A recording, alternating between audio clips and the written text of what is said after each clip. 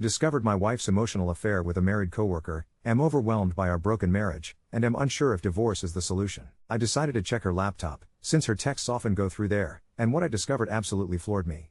My wife was having sexually explicit conversations with a coworker.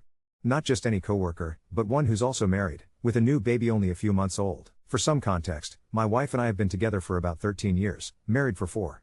Both of us work in challenging jobs in healthcare. Like any couple, we've had our ups and downs, but the last couple of years have felt like one long rut. We're constantly more irritable with each other. Intimacy has dried up, almost completely dead for a while now. We thought it might be because of depression, hormonal shifts, maybe just life weighing us down. We were both supposedly working on it. There's always been this one thing that nags deep inside me. For as long as we've been together, she's made little jabs about how all men eventually cheat, how someday I'll cheat on her. Her last boyfriend, before me, had been living a whole secret life with another woman, so the trust issues make some sense. She's even gone through my phone when she thought I was texting a particular female friend a little too frequently. So now, after all that, to stumble across this? It just enrages me on a level I can barely put into words. This coworker of hers has hovered in the background as a close friend for 3 years. It's always been obvious to me that he had a thing for my wife, but I'd never had any proof she was interested in him back. He'd sent her suggestive messages before, but she'd always shot him down and told me, he just likes to get a rise out of people. I foolishly accepted this explanation. But then, these last few days, I found message after message. The two of them commiserating about their stagnant sex lives, about how much they want each other, fantasizing, sending nudes. There was even a photo he sent with part of his own wife's face in it, while saying he wishes it was my wife instead. They complain nonstop about me, about his partner, about how we don't gratify them. She clearly tries to stay on top of deleting their conversation threads, but seems to forget to erase the stuff that happens at bedtime or overnight. I don't think they've crossed over into anything physical, yet. But I'm not exactly confident about that. What makes all this worse is this strange, gnawing sense of guilt. I haven't been a perfect husband. I'm the one who does all the chores, the cooking, laundry, taking care of the pets, but when it comes to being emotionally available, I fall short. I'm not a cuddler, not an overly sexual person. I can't deny my flaws contributed to this disaster. Even though I know her affair is her choice, not mine, there's this sick feeling like I pushed her towards it, like somehow this is my fault too. Now I'm just numb. At first there was shock and pure anger. Now, it's as if someone flipped a switch and drained my emotions out of me. The writing was on the wall for our marriage a long time ago, and this feels like the final blow. Our lives are a tangled web, families mixed together, our entire friend group is shared. I don't even know if I should focus on moving out, try to figure things out, or just initiate a divorce and get it over with. I dread the confrontation. I know she's going to try to gaslight me, twist things around, and I honestly don't know how to even bring it up without losing my mind. And then there's this other woman, his wife, just had a baby and probably thinks her world is stable. I keep wondering if I should tell her. The guilt gnaws at me, just thinking about shattering her world at a time like this. All I know is the life I thought I had is gone. And I have no idea what I'm supposed to do next. Update 1. I ended up having the confrontation early last week, much sooner than I'd planned. She could sense something was off. I had emotionally checked out for a few days leading up to it, unable to pretend things were normal. I realized, after digging through everything I'd learned, details I hadn't even known during that first moment of suspicion, that the texting between her and this man had only been going on for about a week before I found out. I'd actually stumbled onto it pretty early. For years, I'd seen their texts before, and it was always purely work-related, nothing at all like this. But there had been signs.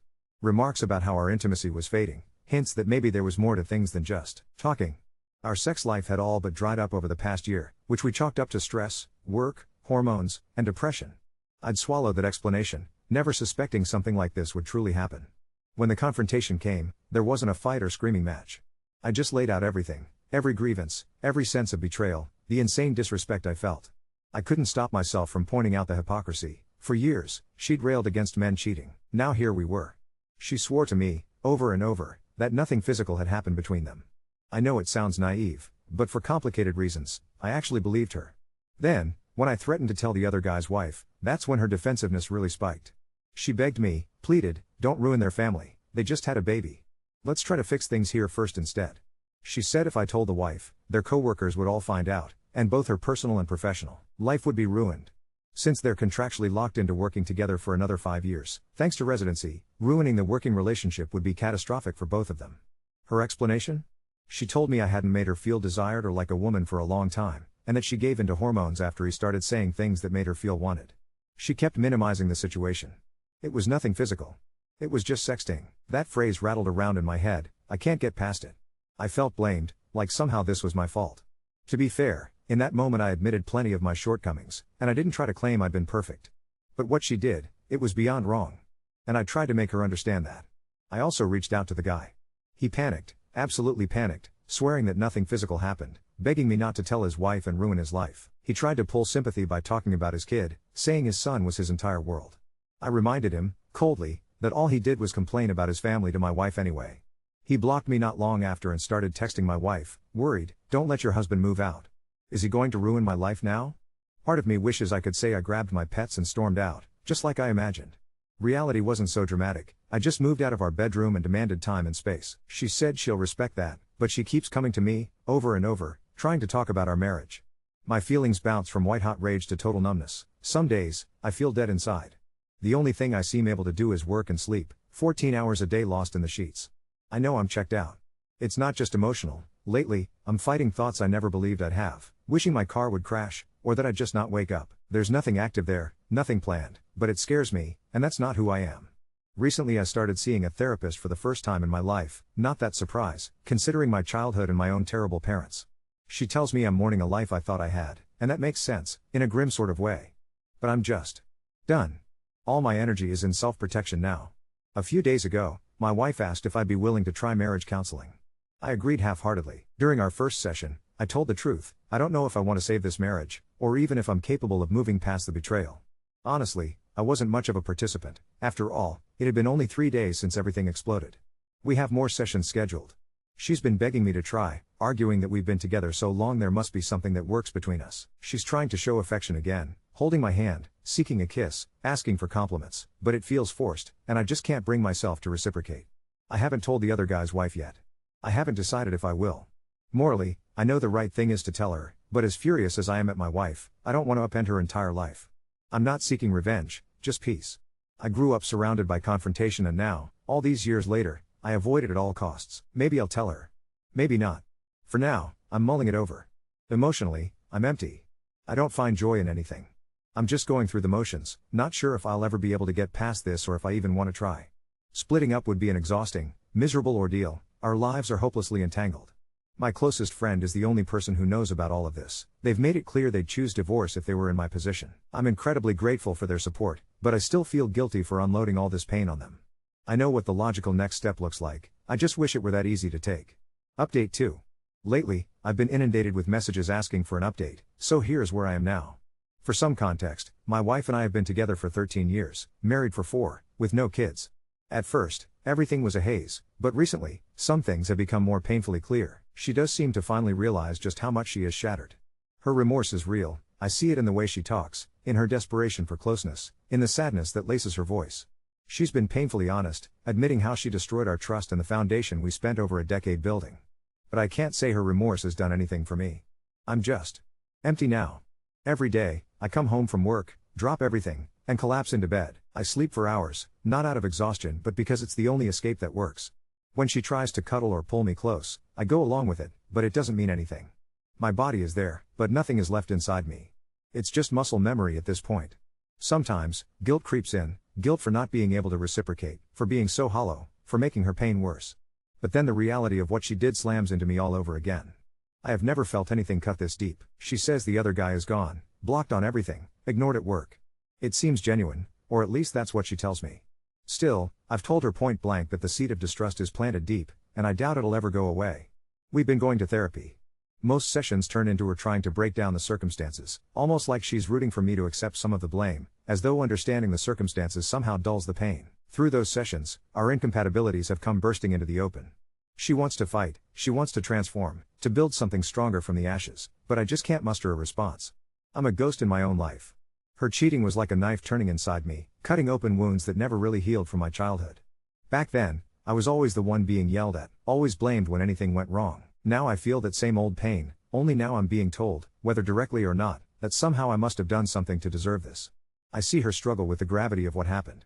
Some days, she seems to grasp the devastation she caused, but there are moments when her urgency to move forward just feels like trying to erase the impact, pretending everything can be rebuilt if we just ignore the foundation that's now rubble. The past few weeks have been unbearable. My emotions swing from total numbness to raw, bruising self-hatred. The loneliness is crushing, worse than anything I've felt since I was a kid. I tried leaning on 2 close friends, but now I feel like I'm pushing them away, and I can't bring myself to burden them anymore. Surrounded by a broader group of fair-weather friends, I know I can't count on them for anything real. My family? Divorce is unthinkable to them. In this suffocating immigrant culture, you're expected to tolerate anything, as long as the marriage survives. I'm just imploding, hollowed out and powerless, unable even to make a decision. Every night, I fall asleep wishing I wouldn't wake up. I just want out. With every fiber, I crave relief from this suffocating pain. Admitting that half my life is about to be thrown away is beyond unbearable. Everyone says divorce is the right path, but just knowing that doesn't make it any easier. Update 3. The past month has pulled me into the darkest place I have ever known. Every day seemed to swing between moments where I tried to minimize what happened, hoping I'd feel better, and moments of crushing remorse that nearly brought me to my knees. Stress paralyzed me. I stopped being able to function, frozen by everything swirling inside me. But this week, after just one too many nights spent staring at the ceiling and replaying every mistake, I made a decision. I needed to get out. So I packed up the essentials, booked a hotel, and left. Her parents had paid a significant chunk of the house, so I knew I couldn't just ask her to leave. This was on me. Once I got some space and quiet, the reality began to set in. I couldn't ignore it anymore. The truth was that we'd been desperately trying to hold together a relationship riddled with deep, painful incompatibilities. Looking back, it was obvious. No amount of effort could patch over what was fundamentally broken between us. Now, I finally have my answer. Divorce is the only way forward. We aren't happy, we haven't been, and I know I'll never be able to move past her cheating. That pain is a scar that runs too deep, one I know will never fully heal as long as we stay together. She's been begging me not to go through with this, but I can't stay. I won't. I am done, and I will tell her so. And I owe the AP's wife the truth as well. I will be letting her know. There's no going back now, this chapter is finished. Update 4. I told her, not anonymously, not through some burner email. I called the number I had for his wife and asked if we could meet somewhere public. We sat across from each other in a half-empty coffee shop that smelled like burnt beans and disinfectant. I slid my phone across the table and let her scroll. She didn't cry. She didn't ask why. She just breathed, long and steady, and then opened her tote and pulled out a thick manila folder like it had been waiting there for me. She had more than I did. WhatsApp logs, not iMessage. Uber receipts to the hospital at absurd hours. A bar tab split 2 ways from a conference I didn't know my wife had extended a night for. A car selfie, no faces, just his hand on a knee I know too well and my wife's scarf knotted on his gear shift. My stomach fell out of me. My timeline, just a week, just sexting, didn't matter anymore. I felt this cold clarity settle in. The truth wasn't a single thing, it was a series of doors I hadn't opened yet. She thanked me, I apologized. We shook hands like two people signing something serious, and that was that. That night, she sent a formal email to their hospital's HR and the program director. She blind copied me. It wasn't vindictive, it read like a chart note. Dates, attachments, boundaries. I didn't sleep much. At 7 the next morning, my phone lit up with a message from my wife. They called me in. They know. 10 minutes later, why would you do this? You're going to ruin my life. Then, please answer. Please. I put the phone face down and watched the ceiling for a long time. By then I'd already started the process. I'd seen a lawyer. The papers were filed. A process server handed her the envelope on our front porch while I stood in the hallway of my hotel, staring at my own hands. She called, then called again, then texted paragraphs. I wrote her an email instead. I told her I was available to discuss logistics only, the pets, my things, separating accounts, the house. I told her I wouldn't be discussing the affair outside of our last therapy session. Boundaries, in plain, boring language. At noon, the program director called my wife and him into separate meetings. I know because she blew up my phone in between them. We're on professional probation. No shared shifts. They're moving my rotation. I'm so scared. Fear turned to fury in one message, this is what you wanted. Then, an hour later, a different tone, we only kissed. Twice. That's all. It was the first time she'd admitted anything physical. The floor opened again under me, but there was nothing left to fall through. It didn't change my decision, just made the picture sharper. The fallout at work spread the way gossip always does in sterile buildings with fluorescent lights. People don't say it outright, they ask how you are with eyes that already know something. He sent me a voicemail from a number I didn't recognize. You ruined my life, he said, like I'd walked him to his own choices. I didn't respond. I forwarded it to his wife and went for a walk until my breath evened out. I signed a lease on a 1-bedroom with warped hardwood and too much afternoon sun. The first night there, I ate cold sesame noodles on the floor and listened to my upstairs neighbor's footsteps move back and forth like a metronome. I slept, really slept, for the first time in months. In the morning, I realized I hadn't woken up once wishing I hadn't. We split the animals without a scene. I took the dog, she keeps the cat. When I brought him over, he sprinted nose first into every corner, then collapsed against my leg with a sigh that sounded human. I made coffee on the old machine I took from the house and watched steam cloud the window. For 20 minutes, nothing hurt. Her parents asked to meet. I agreed, thinking it would be polite, and walked into what turned out to be a quiet tribunal in their living room. Tea poured, everyone sitting too straight. They used the words I expected: family, forgiveness, endurance. They reminded me what they paid on the house. I told them that money isn't glue. I told them I had been sleeping with my shoes on for a month because I didn't trust my own life to stay together overnight. I told them how close I'd felt to not wanting to exist. The room went still. Her mother's hand shook when she set her cup down.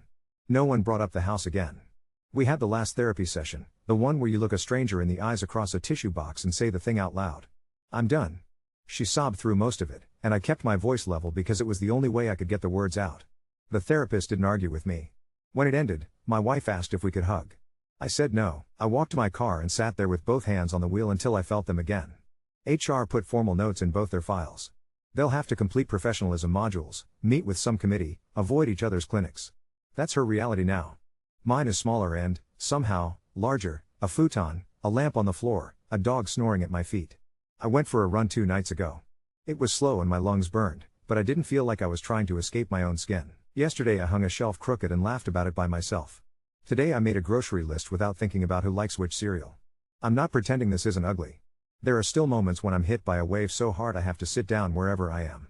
The mornings are the worst. Grief is heaviest when the light is white and flat. But the jagged edge is duller now that the lies aren't moving targets. The papers are in. The truth is out. The quiet in my apartment doesn't feel like absence anymore. It feels like room. Update 5. I got blood drawn and peed in a cup in a fluorescent room that smelled like lemon cleaner and something sweet underneath it. Routine STI panel? The nurse asked without looking at me. I said yes, and the word routine made me want to laugh. Results came back negative 2 days later. I sat in my car in the clinic parking lot with the paper on my lap and cried like a faucet someone forgot to turn off. Relief has a peculiar weight. Her lawyer reached out through mine and used the word loan for the first time about her parents' contribution to the down payment.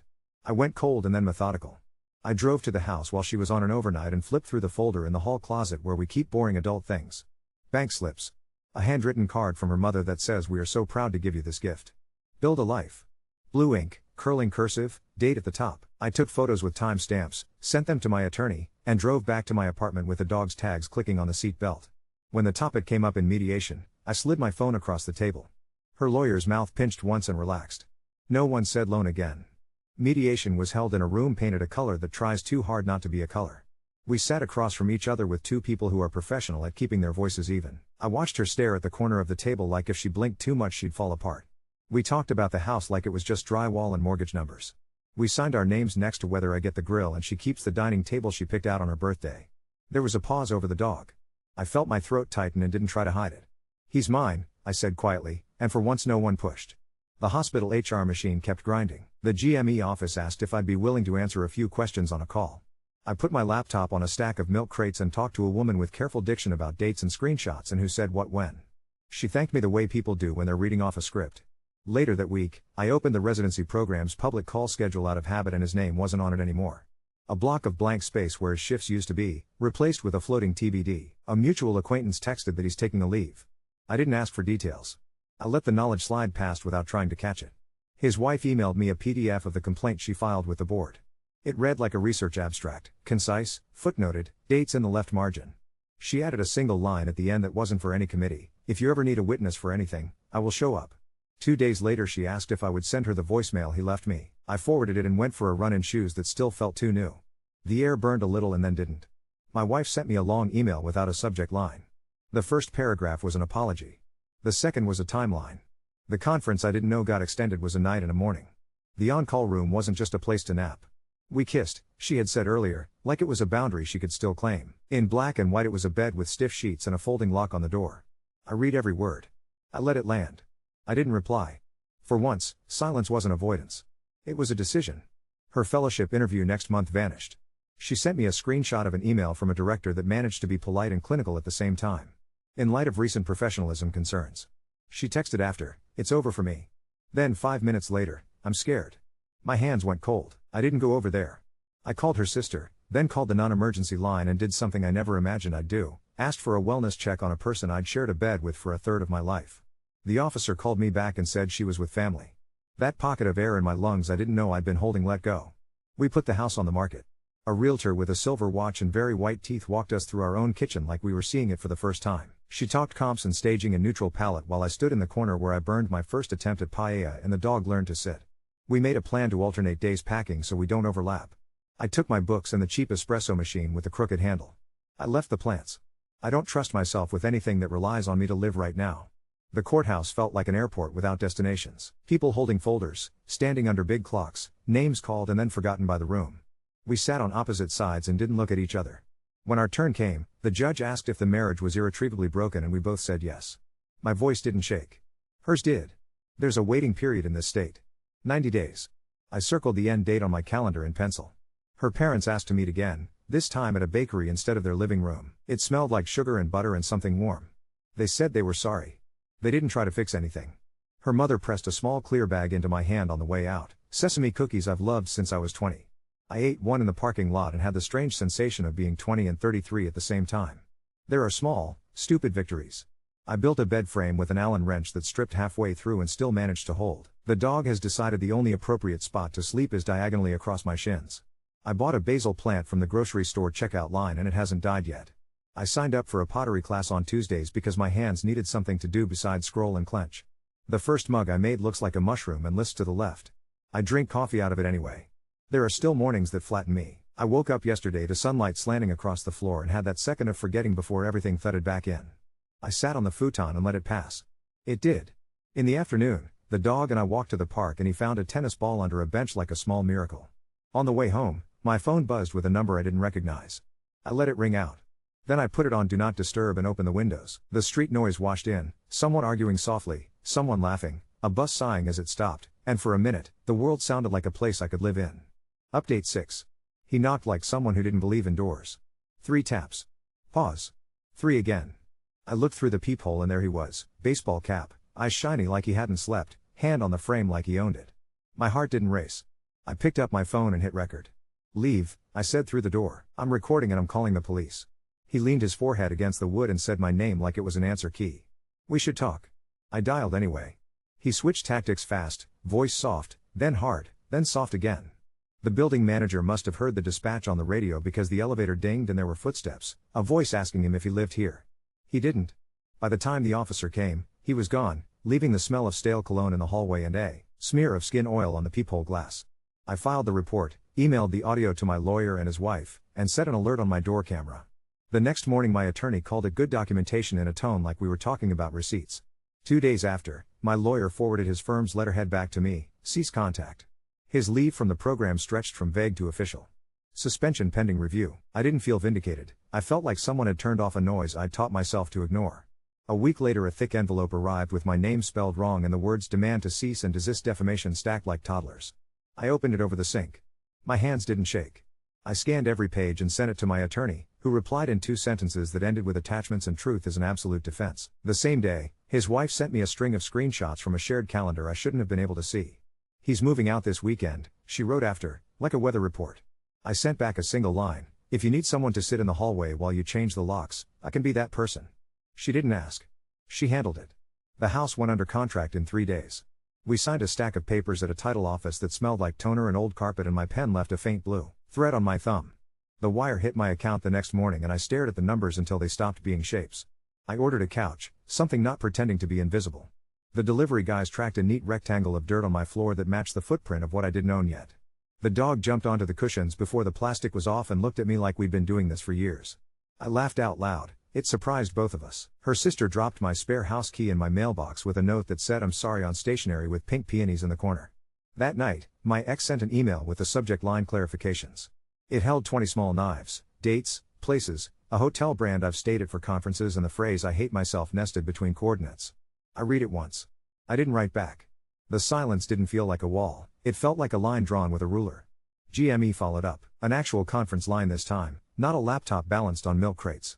A committee member with careful pronouns, a hospital lawyer who said my last name correctly, an HR rep with the vocal tempo of a meditation app. They asked about the knock at my door, about times and messages, about whether I felt unsafe. I told them the truth. They said, thank you. They didn't say sorry. After the call, I washed the 2 coffee mugs in my sink and switched out the sponge because it had started to smell like dishwater and old tomatoes. My parents called on a Sunday like they always do. My mother talked about an uncle's hip surgery and slipped in come home like a comma.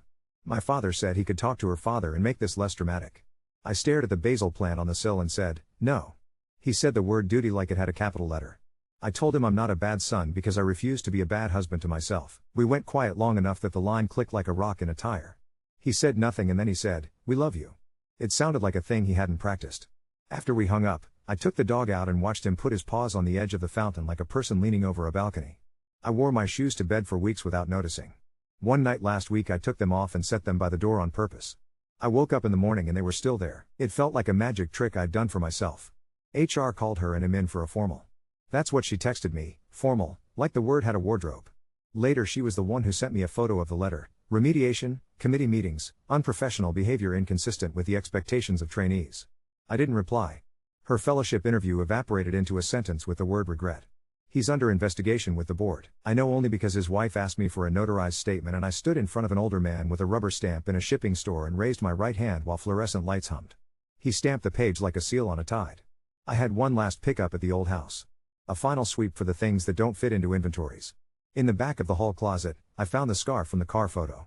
Same knot, same pattern, a corner worn from being worried between fingers. I held it for exactly one breath and put it in the donation bag with the sweaters that smelled like our former dryer sheets. On the way out, I ran my hand along the wall where the dog used to stretch and leave fur. My palm came away clean. It felt like a trick-like place.